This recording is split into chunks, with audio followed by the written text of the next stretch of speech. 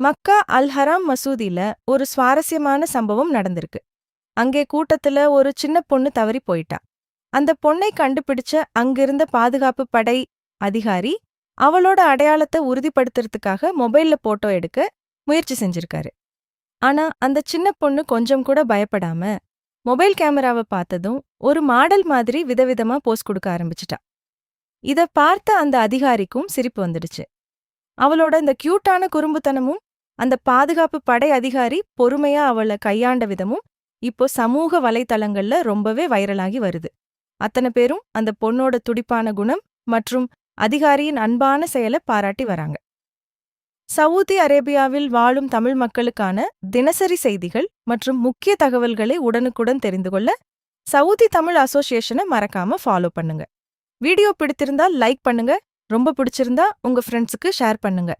அடுத்த நல்ல வீடியோவில் உங்களை சந்திக்கிறேன். ரியல் எஸ்டேட் முதலீட்டாளர்களுக்கு அரிய வாய்ப்பு. அசுர வேகத்தில் வளரும் ஸ்ரீபெரும்புதூர். நீங்க நிலத்துல முதலீடு செய்ய பிளான் பண்ணிட்டு இருக்கீங்களா?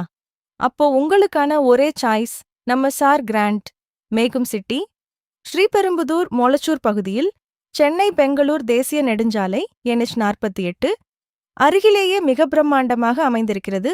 இந்த DDCB மற்றும் RERA அங்கீகாரம் பெற்ற பிளாட்டுகள். ஏன் இங்கே முதலீடு செய்ய வேண்டும்? பரந்தூர் விமான நிலையம்.